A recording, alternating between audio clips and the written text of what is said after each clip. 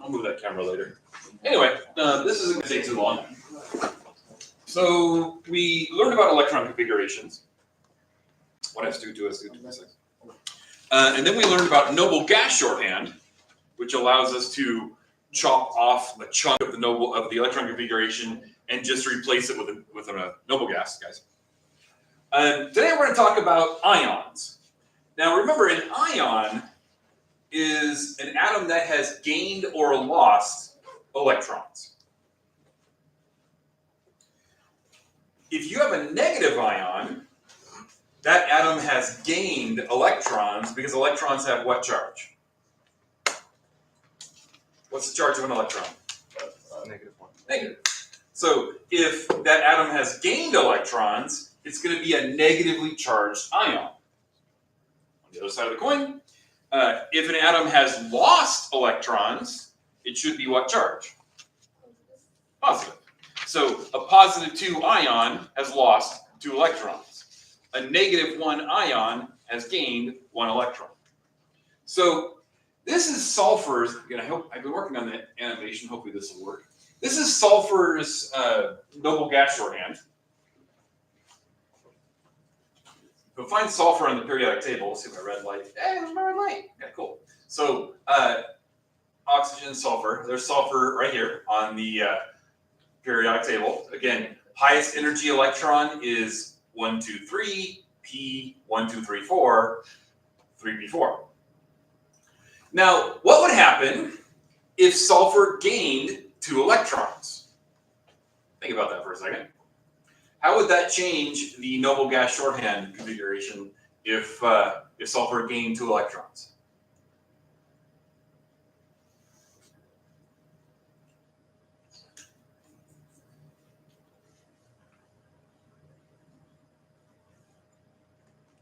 So 3p4 tells us that there are 4 electrons in the p orbitals.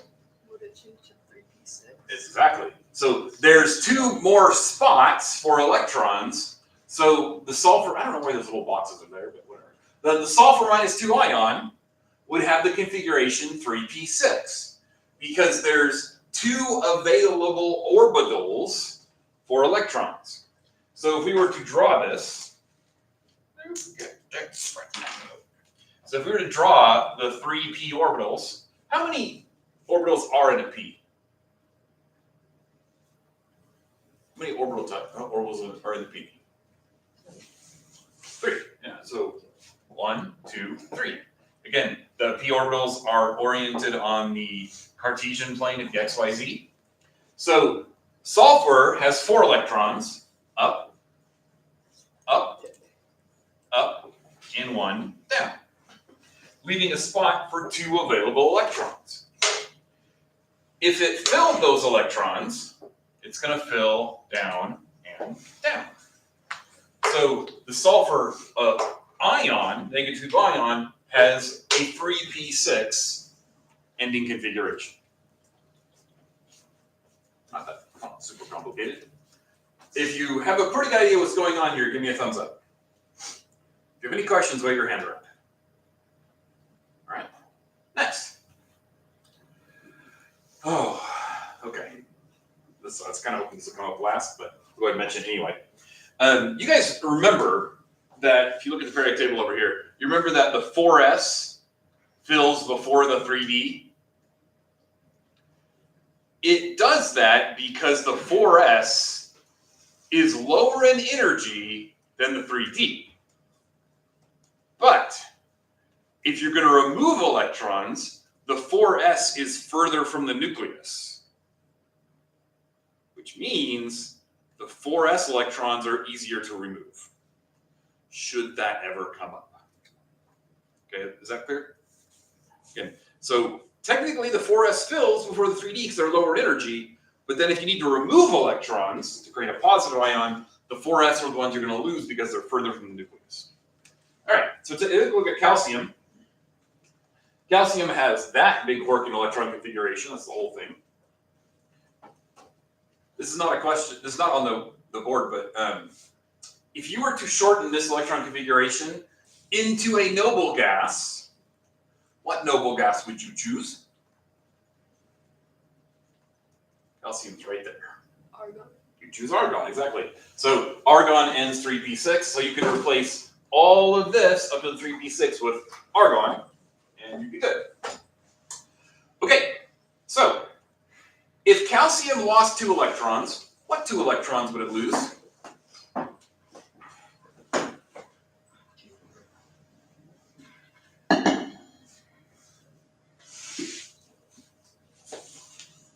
Remember, these all represent electrons. Which electrons are further from the nucleus? Furthest from the nucleus? 4s. The 4s. So if it's going to lose 2 electrons, which electrons will it lose? 4s. The 4s. And that is the electron configuration for the +2 calcium ion. So if sulfur gains 2 electrons, there's sulfur, 1, 2. What noble gas does it look like? Argon. If calcium loses 2 electrons, 1, 2, what noble gas does it look like? Argon.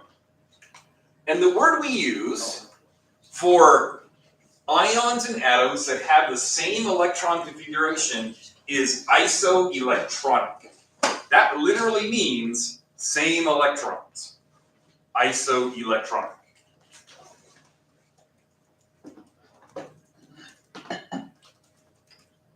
So we can say the sulfur 2- ion is isoelectronic with argon. The calcium 2+ ion is isoelectronic with argon. And the calcium 2+ ion is isoelectronic with the sulfur 2- ion. So the test question you're going to get is, which of these pairs of atoms and ions are isoelectronic?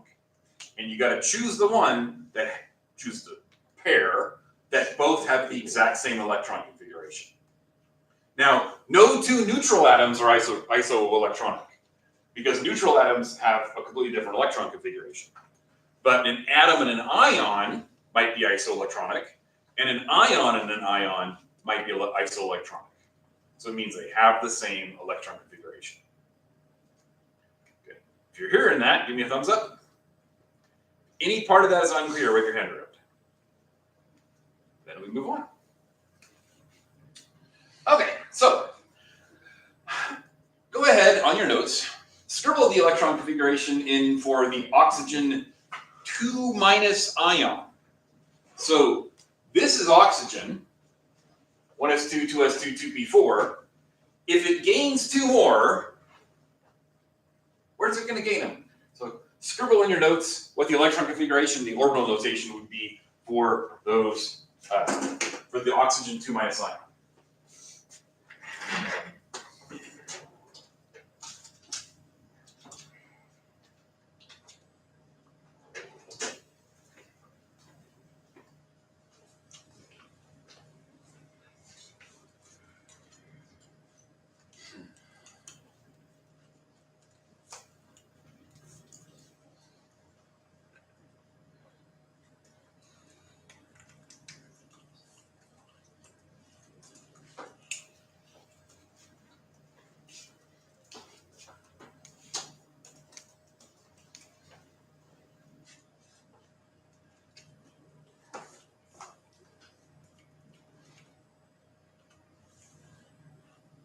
Okay, so oxygen by itself is going to end 2p4. So when it gains electrons, it's going to gain the 2p5 and the 2p6. So here's oxygen, 1s up, down, 2s up, down, 2p up, up, up, down. The remaining electrons are the 2p5 and the 2p6. This is the oxygen 2- ion. This is neon. So we would say that the oxygen 2- ion is isoelectronic with neon. This is iron. Remember what I said about d electrons and 4s electrons? If you're going to lose 2 electrons from iron, which 2 will you lose?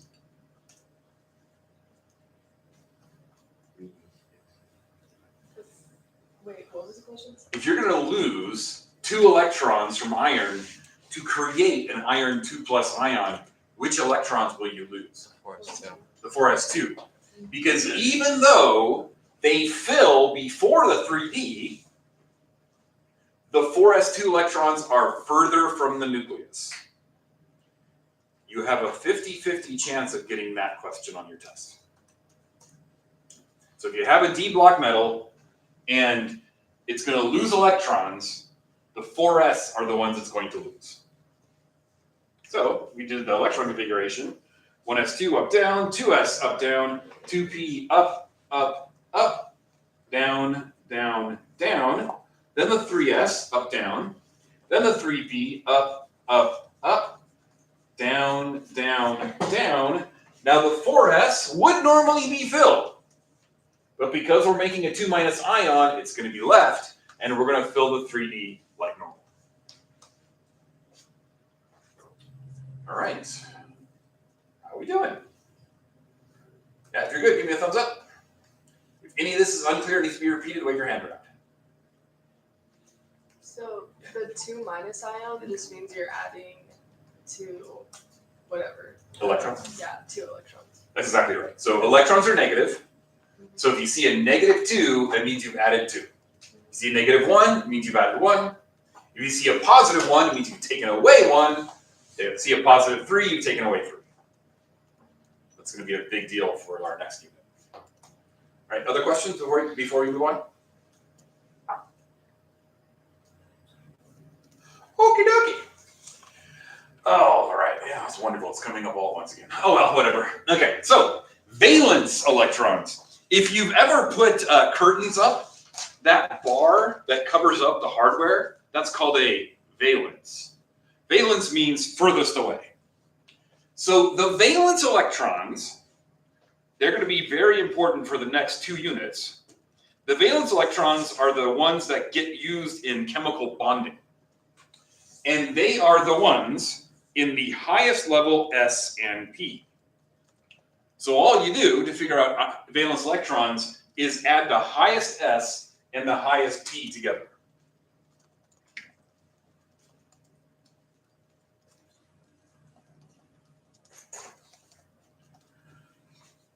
If an atom or an ion has 8 of them, they have what's called noble gas stability. This is a good thing. They want to complete their octet. An octet means how many? Take a wild guess. 8. So S1, okay, everybody pay attention. Super, super, super important for the next 2 units. S1, S2. P1, P2, P3, P4, P5, P6. So when you look at a row, you total up how many electrons are in the S and the P. Remember, the D gets pushed down, so we skip over the D. Even if we're way down here at rubidium, strontium, indium, and tin, we still skip over the D because those are lower in energy than the highest level. So sodium has how many valence electrons? 1. Magnesium has how many valence electrons? 2. Aluminum has how many valence electrons? 3. 2 from the S, 1 from the P. Silicon has 4. Phosphorus has 5. Sulfur has 6. Chlorine has 7. And argon has 8. Excellent. So this is super important for the next 2 units. Atoms on the periodic table, they have valence electrons. Those valence electrons are the ones that do the bonding. They're the ones that are given, taken, and shared with other atoms to create bonds. So, if you have an element on the periodic table, that element right there, you know how many valence electrons you have because you add up the highest S with the highest P. Now, oxygen normally has how many valence electrons?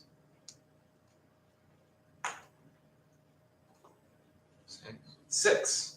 Oxygen has 2 from its 2s, and then another 4 from its 2p, oxygen ordinarily has 6. That is not a stable configuration because it doesn't have an octet. In order to get its octet, what must oxygen do? Get 2 more. If oxygen gets 2 more, it's going to be isoelectronic with neon, and that's going to give it special stability. It is a stable ion. The oxygen atom by itself is not stable. It has 6. But the oxygen minus 2 ion is stable with 8. Octets give you noble gas stability. That's what all atoms are looking to do. They're all looking to get 8 valence electrons. With the exception of hydrogen, helium, lithium, and beryllium, 8. Those guys have not enough electrons to make 8. We'll get to that later. All right. That's kind of a bomb there. Are we okay? If you're understanding this whole octet thing, give me a thumbs up. If you have any questions at all, wave your hand around. Okay. That's all the concepts you need for this unit. And I have one question. Oh, okay. Chlorine minus 1. Chlorine normally has 7. It gets 1 more. It looks like argon. Isoelectronic with argon. That's stable. Potassium here has 1 valence electron. If potassium loses a valence electron, okay, let me get your attention here. Potassium is in group 1. It has 1 valence electron. If it loses that valence electron, now how many valence electrons does it have?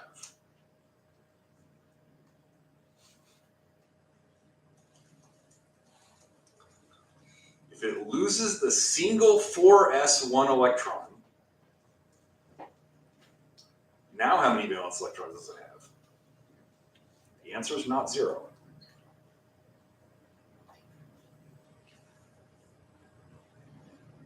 Positive 1, potassium, and 3s2, 3p6. How many valence electrons in 3s2, 3p6? 8. So potassium has 1 valence electron. By losing that 1 valence electron, it has 8, and that's stable. So potassium by itself, not stable. Potassium plus 1 ion, looking like argon, is stable. These things are isoelectronic with each other. Chlorine's not stable. If it gets 1 electron, it's stable. Potassium's not stable. If it loses 1 electron, it's stable. That is the last concept you need to know for this unit. The next question is kind of the next question is going to be extra credit. Any questions before you get to it? All right. The next unit is called periodic trends. Come on. There we go. This is a picture from the textbook. If we use your textbooks, you know, it's all grainy and pixelated. Everything was 800 by 600 pixels back in 2002. This is what's called the atomic radius. It's how big the atom is. And look what happens to the atomic radius as we move across the periodic table. Sodium's 186, magnesium's 160, aluminum's 143, silicon's 118, phosphorus is 108, sulfur's 106, chlorine's 99, and argon's 97. What's happening to the size of the atom as we move across in a single row? It gets smaller. What's happening to the number of protons in the nucleus as we move across the row? It's getting bigger. It's going from 11 protons to 12 protons to 13 protons, 14 protons, 15 protons. Is that clear? Remember, the atomic number is the number of protons. What's happening to the number of electrons in that row? It's more. Sodium has 11 protons and 11 electrons.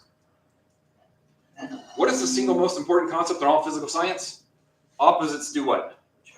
And lights do what? It's going to be a big deal for the next 2 units.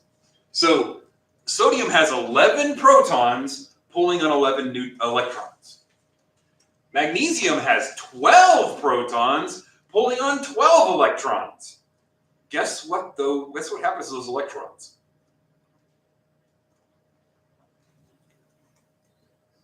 What's harder to pull apart?